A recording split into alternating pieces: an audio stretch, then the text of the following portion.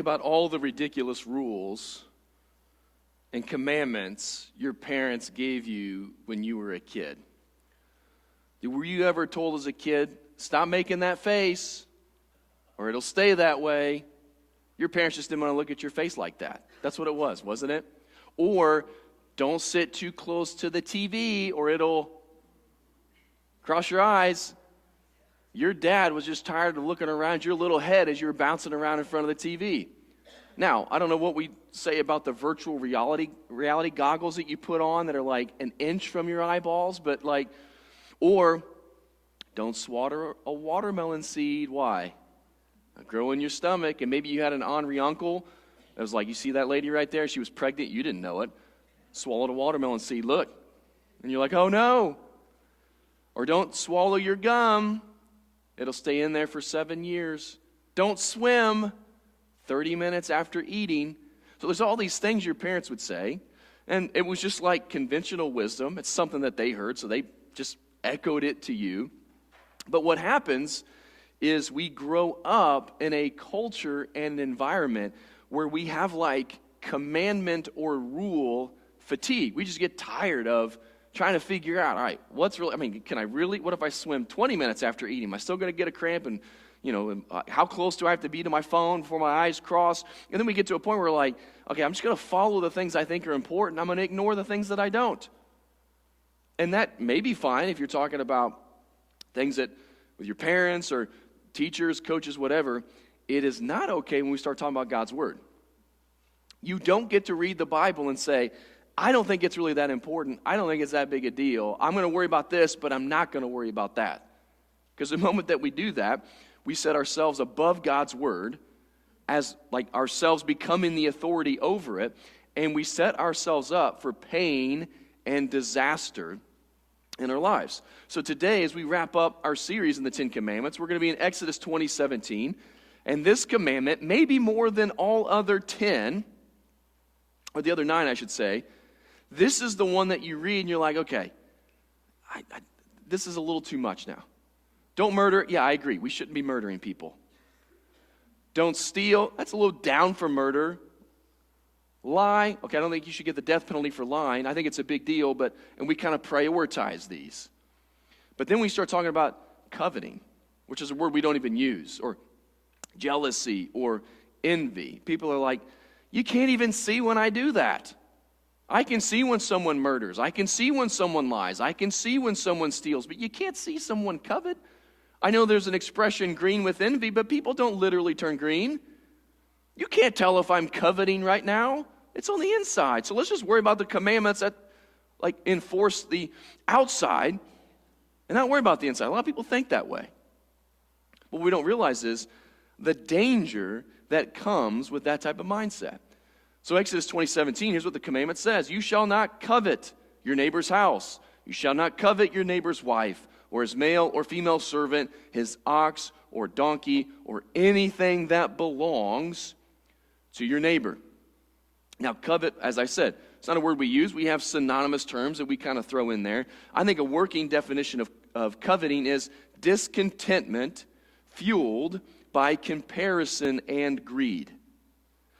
When you've been given something by God, you may be thankful for it until you see what He gave somebody else. Now we're comparing. And my happiness and my satisfaction isn't with what I have. It's what I have compared to you. It's discontentment fueled by the comparison trap and the greed that is within our own hearts. So I think I said this a few weeks ago with a different message. You can notice something that somebody has, a gift, a talent, an ability, a vehicle, whatever, and admire that but not covet it. So like girls do this all the time. Oh, your hair is just so cute. Everything's cute with y'all. Look at your purse. I love your purse. It's so cute. Look at your shoes. They're so cute. Everything is cute. Oh, look at you. You look so cute today. Everything is cute. Now, you can say that. You can admire someone's hair or their clothing or whatever and not be discontented and it not be fueled by comparison or greed. You can celebrate what somebody else has. Guys, we do the same thing. It's just different. We talk about trucks and guns and golf clubs and boats and whatever. right? But like we look at something, and I can look at what you have and celebrate what you have, but not have a covetous thought about me. But going back to the commandment, when you think about trying to apply this, you think, what's the big deal? It's in here. I got to worry about the things that are out there. When I do something here, that's the problem. But here, it's like, it's in here. Nobody knows. The problem is what is in here ends up coming out there. And when you look at the Ten Commandments, what we see, not only with what Jesus says in the Sermon on the Mount, you've heard it was said, don't murder, I tell you don't hate. You've heard it was said, don't commit adultery, I tell you don't lust. And then here with don't covet, is that the heart of the matter really is the matter of the heart. And what goes on in here has to be dealt with to protect you from doing things that you regret later. So just think about commandments 6 through 10. Number 6 is don't murder. Remember Cain and Abel? Cain kills Abel. Why? Abel's offering to God was accepted. Cain's was rejected. Why? Because Cain didn't do what is right. Because God says, hey, Cain, if you do what's right, won't it be accepted? But Cain's like, well, he did what was right. I didn't. His is accepted, mine not. Instead of doing something wrong, I'm going to kill him. So now I'm the standard. I'm the only one giving these offerings, so then mine's going to be accepted. You think, that's a little extreme. We're going to get to James 4. It says, you kill because you covet. So 6th commandment, coveting has a place there. The 7th commandment, don't commit adultery. Shouldn't covet your neighbor's wife. It's right there. 8th commandment, don't steal. Donkey, ox, anything that belongs to your neighbor. 9th commandment, don't lie. We lie to cover up our other sins. We lie up about ourselves. We tear other people down with slander and gossip because they have a reputation or they have certain attributes or qualities that we wish we possess. So we build ourselves up or we tear them down. Like, you could look at these commandments and they kind of come back to a discontentment born by comparison and greed. So if you got this right, if you didn't worry about murder and you didn't worry about adultery, you didn't worry about stealing or lying, but you just focused on number 10, those other ones just kind of take care of themselves, don't they? That everything kind of falls into place if you get your heart in the right place. Here's the problem, though. He says, don't covet your neighbor's house. Well, who was their neighbor and who's our neighbor? Well, their neighbor was the guy they lived next to. And that's the only person's stuff that they saw. They didn't have Facebook yet. They didn't have Instagram yet. So whenever you start talking about coveting different aspects of who a person is, what they have, you didn't know where someone went on vacation 30 years ago unless they told you. And you didn't see pictures of their vacation 30 years ago unless you were at their house and they had a photo album. They got it out. They look where we were. This was a fun place to go. We went to Hawaii. We went to the Bahamas. And then you go, I've never been there. Looks like it would be fun. Must be nice to get to go in a plane across an ocean and go, But now you see it on social media. You see where everybody goes on vacation. You see everybody's kitchen remodel. And then you save things on your Pinterest to remind you of like what you want your kitchen to look like. And then you sit in your kitchen, you're like, I hate this kitchen. This is a terrible kitchen. Whereas many people would look at your kitchen and go, what a great kitchen. You're now discontented because of comparison and greed. So like everything is just in our face all the time. Think about the way we shop today. You walk into a store, can I help you? Just looking. Just hoping to find something I don't need, but that I maybe want, I can blow money on. That's not how people used to shop. My youngest son, I've told you this before, he's really into Little House on the Prairie right now. There are much worse shows on TV you could watch. Well, where did they go to buy all of their supplies? You might know? Olson's, yeah. So they go to Olson's, and when they walked in, there was that little blonde girl. Remember her name? Nellie. Nellie's the Greek for demon child. You probably didn't know that. And Nellie was always flaunting what she had, what came out of some catalog that her dad was going to keep in the store to try to sell, but she could play with it or whatever. But they would walk in, like the Ingalls, they would walk in and they would say, here's what we need. And they'd give Mr. Olson a list. And he would take the list. He'd go back in the store and he'd get all the stuff. What do you need today? Oh, I'm just browsing, just looking. We do that now. They didn't do it then. And now, think about this too. Now you don't have to go anywhere to do that. You just pull up your phone as you scroll through all these websites. Amazon every day sends me an email. We found something you may like. I'm like, that's enough, Amazon. You're trying to be helpful. No, you're not. You're trying to get me to spend money that I don't have on things I do not need and I didn't even know that I wanted 10 minutes ago. I delete that email every time it comes through. But that's the world we live in. So if he's warning them on coveting, how much more would he warn us when there are more things and more opportunities to covet? But think about how coveting plays out in your life. Let's use a object illustration. Anybody notice this pink Vera Bradley bag over here? I like their purses. Don't judge me, okay? All right, let's just say your boss comes into work tomorrow at lunchtime. Everybody's in the break room. And he walks up to you and he says, hey, I bought you a soda. Now, you didn't ask for a soda. You didn't deserve a soda, but he bought you a soda. Now, let's just pretend that you like soda if you don't drink it, okay? It's an illustration. And you get your soda. You're like, well, how sweet, how kind. This is great. Thank you, sir. But then the guy sits next to you and he says, hey, buddy, I bought you a soda. And you're like, now, wait a minute. His soda's bigger than my soda. Now you no longer enjoy your soda. You did 30 seconds ago, but now you're discontented because you're comparing the two soda cans. Well, then the next guy comes in, and he gets a soda. And you're like, well, this is getting ridiculous now. Like, yeah, but come on, really? But then the next guy comes in, and he gets a soda. And then the last guy comes in, and you're like, okay, this is getting too absurd now. Nobody needs this much soda over lunch, right? And you maybe have said that before. Nobody should be that good looking and that intelligent and that rich or whatever. So it's like, you look at this guy, and then to add insult to injury, somebody else comes in, and they get something different. Not only is it's like, well, I would rather have root beer. I don't want this little car. I'd rather have a root beer. So now, you got something you really didn't deserve. But all you're doing as you're eating lunch is looking at what everybody else has. You can't even enjoy your lunch. You can't enjoy your soda. You can't enjoy anything. This is what discontentment or coveting does. And we could covet anything and everything. There is no limit to what you will be envious of. So you look at somebody else, you're like, well, they're smarter than me. They're richer than me. They're skinnier than me. They're prettier than me. Their car is faster than mine. Their house is bigger than mine. And you just keep going down the line. And then you have kids. And this whole covetous nature just continues. So you look at your kids and you're like, well, that kid's smarter than my kid. That kid's more athletic than my kid is. That kid gets more attention than my kid does. And we are unhappy with our lives, not because we've not been given enough, but because we've not been given as much in one area or another as somebody else. And so then what happens is our joy, our happiness, how well we think we're doing is dependent on how we feel like we match up and shape up against the other people in our lives. So when you covet in this way, and you can't be thankful for what you have, it wages war in your soul. And don't think for a moment, you're like, well, if I just had a little bit more, then I'd be content. If I had a little bit more, then I'd be happy. I don't remember what rich American, one of the Rockefellers or something, how much is enough? And he responded, just a little bit more.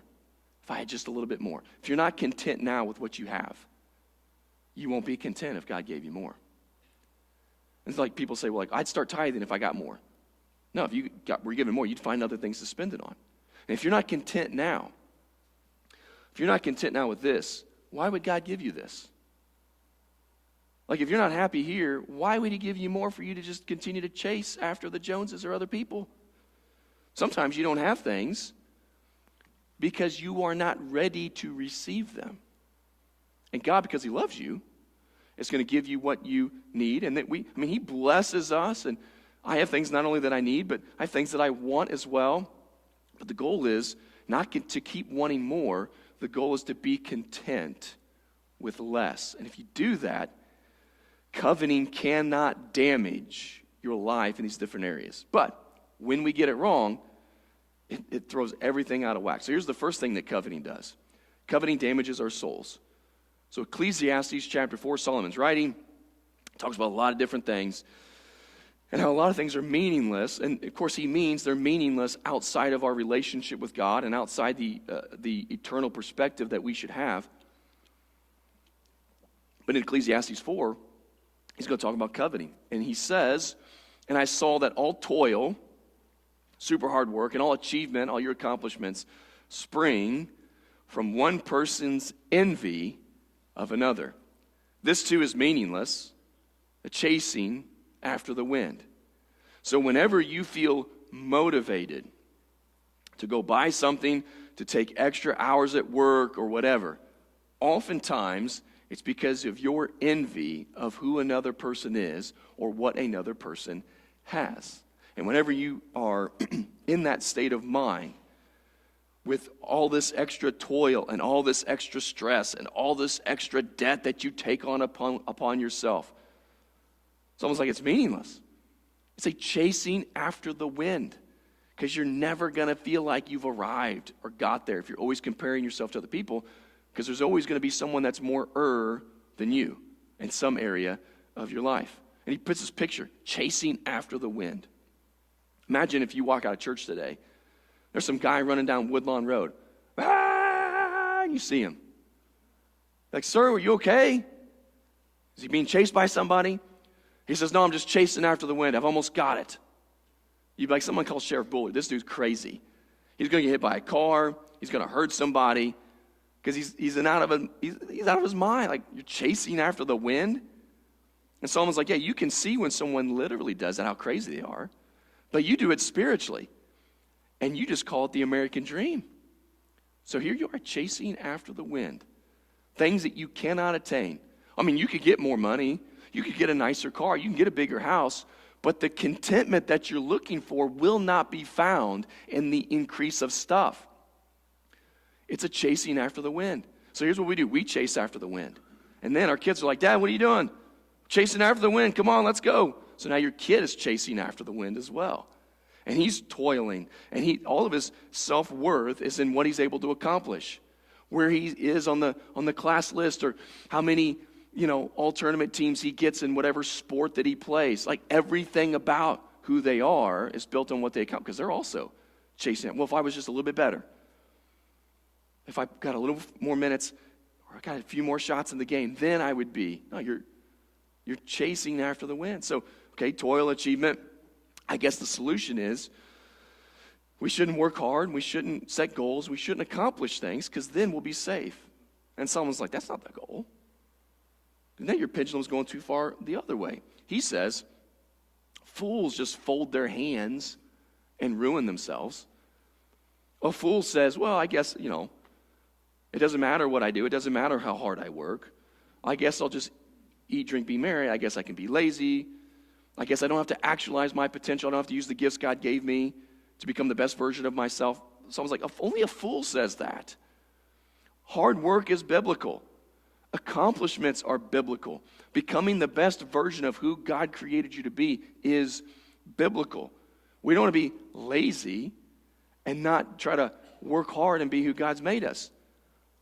Okay, so if I work hard and toil, that's wrong if you're trying to keep up with other people. But it's also wrong not to actualize my potential, not to become something. So, what's the solution? And Solomon says in verse 6, better one handful with tranquility than two handfuls with toil and chasing after the wind. So you got a guy with two handfuls of stuff. He's got twice as much as the guy with one handful. But you're better off mentally, spiritually, and emotionally if you've got one handful, but you are content. The word tranquility there is like peaceful. You have peace and contentment. There's no war waging in your soul, thinking if I just had these things, then I could be happy, then I would be fulfilled, then I would be complete as a person. This is what God's given me. I'm going to continue to work hard, strive, do my best, but I'm not going to chase after the wind thinking I got to get everything I can, because that determines who I am as a person. That does not define who you are. What you own doesn't define who you are. What you accomplish doesn't define who you are. You are a child of God. He's given you certain gifts, talents, and abilities. Use those for His glory and the benefit of people. But don't wrap up who you are in that kind of stuff. That is when you have this toil and this chasing after the wind that Solomon references. So let me ask you. Do you have stress in your life because of who you compare yourself to? Do you take overtime to pay for things that you don't really want, but you feel like you need in order to measure up against the other parents on whatever team your kids play on? Or do you push your kids to strive for something? Now, your kids should do their best. Maybe your kid's best is a B in a class. And if they get a B in a class and they worked hard, then celebrate the B. If they got a B because they played Fortnite for 18 hours in this 3-day span, didn't study for a test, that's a problem, right? Not because we're chasing after the win, but because we want to use everything God has given us and max it out, become the best version of ourselves. But sometimes a kid's best isn't good enough. And like a slave driver as a parent, even if our kid doesn't want to be whatever in whatever sport, we're going to pay thousands of dollars on hitting lessons and pitching lessons, and we're going to travel all over the country and play teams that are at the same level that you could have played somewhere in Southern Illinois. But it's 3 states over, so now it's legit. Now it's serious. We're taking it serious. Well, it's like, okay, fair enough. Like if my kids are not as good as I want them to be, you know whose fault that is? It's mine, because they have my genetics running, like my blood runs through their veins. So if they lack athleticism, it's because their dad's here. I want them to be here. Sorry, I passed them down. I passed this down to them. It is what it is at this point. And I'm not gonna hold them accountable to be the best that somebody else can be. I want them to be the best that they can be. And when they do their best and it isn't as good as somebody else, we want to celebrate that and move on, because there's more to life than grades, sports, money, how you look. I just fill in the blank. So we need to raise our kids that way, and we need to demonstrate that for them. We need to have a tranquility and a peace that comes from contentment and not always comparing ourselves to other people. So coveting damages our own soul. Coveting also damages our relationship with God. In 1 Timothy chapter 6, the Apostle Paul's writing, so obviously the big thing against coveting is contentment. Contentment and coveting are on the opposite ends of the spectrum. And so Paul says, godliness with contentment is great gain. For we brought nothing into the world. We can take nothing out of it. But if we have food and clothing, we will be content with that. But those who want to get rich fall into temptation and a trap and the many foolish and harmful desires that plunge people into ruin and destruction. So godliness, doing your best to follow God and love Him with all your heart, soul, mind, and strength, love your neighbor as yourself, that's going to be defined as godliness. And if you are doing your best to grow in your relationship with God and be content with what God has given you, it is great gain to that. Well, you may not make as much as somebody else. They're chasing the wind. You think they've gained something because they have more. They're chasing the wind, and there's a war against their soul. So he says, if you could figure out how to be godly and be content, there's great gain on your life. But whenever you are not content, you fall into temptation. You are separated from God, and you bring about self-inflicted wounds on your life. It goes on to say, the love of money is root of all kinds of evil. Some people eager for money, they've wandered from the faith and pierced themselves with many griefs. So you think about, a donkey being led astray by a dangling carrot. A donkey just walking, there's the carrot, you can't catch the carrot, but, got the carrot. But so the devil's got a can of Coke to go along with the illustration, and you see it, and it's shiny, and you're like, I know that's going to taste good. Yes, it takes rust off of a battery, but oh man, I really want this. So you start chasing after it. Before you know it, you've gone away from God. You've wandered from the faith, and you've pierced yourself with many griefs. Most marriage fights are about money. Thank you to the one person paying attention. When you think about people with credit card debt or vehicles upside down on something, you're piercing yourself with many griefs, and you're wandering away from the faith. because you don't have godliness with contentment. You can have gain in that, but instead you're going to have loss. And think about this too. Think for a moment about who has given your gifts. Your work ethic, your level of intelligence, your level of athletic ability. It's all a gift from God. God is the gift giver in all of these areas. James says all good gifts come from above. So you've been given these gifts. But instead of being thankful for what God's given you and being thankful to the giver, you look around at the gifts that other people have given. You're consumed with how big your bottle of Coke is versus somebody else's. What does that do in your relationship with God when you're not thankful for the gift that's been given? How do you treat the gift giver? How do you interact with the gift giver? And then, how does the gift giver interact with you? Like if you buy your kids something for birthday or Christmas, and you're excited to give them the gift, and they open the gift, and they're like, well, I didn't want this, and they throw it. You're not getting anything. You take all those presents, and you throw them all away. You're going to be ungrateful. You're spoiled. I'm going to teach you to be thankful for what you have. Like that would be my go-to reaction, right? You may be different. Now, if you buy them socks, and they're like, that's on you, okay? Like, be better. But you want your kids to be thankful for what they've been given. Because now there's a tension in the relationship. There's a spoiledness to them. There's an ungratefulness to them. And as parents, when we see that in our kids, that causes a tension and a friction.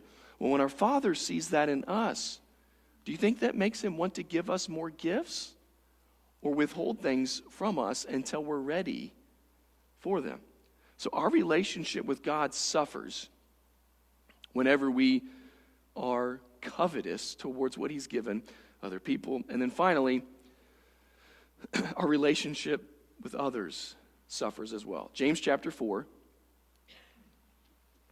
James gives a really insightful little paragraph on why people fight and why there's tension in relationships. He says, what causes fights and quarrels among you? Don't they come from your desires rather that battle within you? You desire but do not have, so you kill, just like Cain killed Abel. You covet, but you cannot get what you want, so you quarrel and fight. Whenever your kids get into a fight, you try to figure out what's going on. Why are you fighting? Each kid has their own synopsis of why they're fighting. And each time it happens, one kid is blaming the other. Why are you fighting? Well, he always, well, she never. You know how he is, you know how she does. Them. And James says, the reason you're fighting is because of what's in you. Because you could let things go if some things weren't in you. You could rise above it if there weren't certain things in you. The reason you get into fights and you have tension in your life is because what's in here. Like I couldn't imagine what I would do. Sons, why are you fighting? And one of them goes, well, because the sinful nature is at war within me, and I desire certain things, and I covet, and therefore, it's like I'd go buy him a car after that. I'd be just so impressed by that. Don't do that, literally, but you know what I'm saying? Like, it's like everything gets diffused when you recognize the reason I have tension with certain people in my life is not because they did anything, it's because of who they are and what they have, and I wish I was more like them. So whenever you think about this, do you have negativity that comes out when you should be celebrating what somebody has or what someone's accomplished? So, like, the Bible tells us, mourn with those who mourn, rejoice with those who rejoice. So if someone's sad, you're sad with them. You're not happy when they're sad because something happened to them that's going to benefit you. And when someone's happy, you don't try to rain on their parade to give them a dose of reality. So, like, for instance, you see where someone goes on vacation. Well, now you're like, I would love to go there on vacation. Now, they probably went into debt to go. I don't even know how he has time off work. They always fight when they're here. Like they go somewhere else and fight. I bet you they're not. I bet you they're having a terrible time. It's probably going to rain there. It's a bad time of year to go to Florida. Like, you just find ways to take, you're like, because you can't be happy for somebody. Because they're going somewhere that you would really want to go. Or maybe somebody did a kitchen remodel. I wouldn't pick those colors. I wouldn't have done it like that. Or someone buys a new house. What's a lot of house? Hope they can take care of it. Hope they know how much the taxes are going to be. They probably didn't even think about that, right? Someone gets promoted at work. Well, he neglects his family and his kids. He's just at work all the time. He's not a good husband or a father, but I guess you get promoted in the bit. Must be nice. I'm trying to be a good dad over here. That's why I didn't get promoted. Like, you just are always sticking it to people. Because they do something good, you can't celebrate because you really wish it's something that you had. And then, this gets to a dark place, I think. Most people don't think that because I hear the way they talk at sporting events. But when you start doing that with kids, oh, yeah, coach's favorite, yeah, that's why he gets in the game. He's terrible. He's not as good as my kid, but yeah. And then, what happens when one kid gets hurt, or a kid gets ineligible, or a kid gets sick? And deep down, you're excited because you're like, they're not going to be at the game. So now my little Timmy's going to get in the game. He's going to get more shots. He's going to get more playing. Now he's going to show him. Glad that kid broke his arm.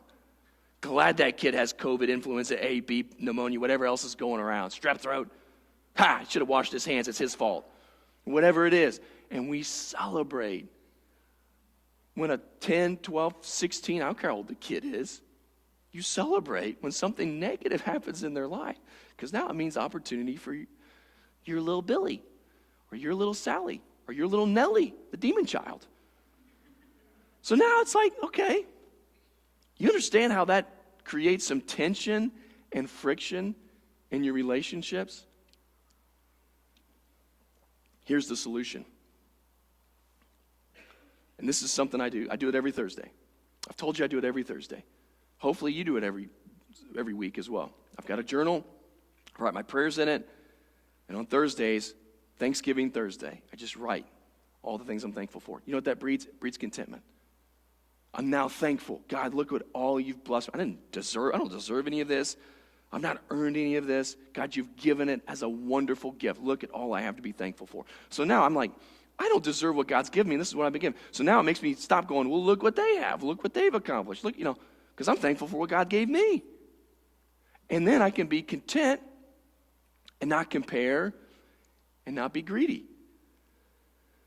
And this is like all areas of life, man. Like one of my prayers, I hope you've heard me say it, we want to pray for all the churches in Jefferson County. We want to be the best church we can be. We want all the other churches to be better. Because the kingdom of God is better if all the other churches are better. But then, you know what pastors do when they get together? So what are you guys running now? What do your offerings look like every week? How many baptisms have you had? You guys doing a new building project yet? It's like guys are just, they're trying to get a feel. Well, I can't be happy about what God's doing here when I hear what God's doing there. Why is God blessing them more than he's blessing us? That doesn't seem fair. That doesn't seem right. God, what are we not doing right? And then guys get jealous with each other. I'll tell you one thing that frustrates me is when a guy can preach well and he can sing. I'm like, Father, how's that fair? He's got the big Coke and the root beer? Like I was listening to a guy preach live one time and he broke out in a song. I'm like, okay, that's enough, buddy. You're a great singer. You can preach the word. You're a good looking dude. Yeah, enough of this. Okay, let's just move on. But it can come up within us because now we're comparing ourselves. I bet I could do more push-ups than he can. I bet I can run faster than he can. I got to find something because I can't be happy because he can preach better and he can sing better. Well, no, I just need to be content and thankful for what God's given me and then celebrate what God has given somebody else. Praise the Lord, look what he's able to do. Praise the Lord, look what their church is accomplishing. We want to celebrate and not be covetous. So where is that for you? What does it look like for you? How do you see that creeping in your own life and then causing tension in your relationships or taking you away from God or waging war within your soul?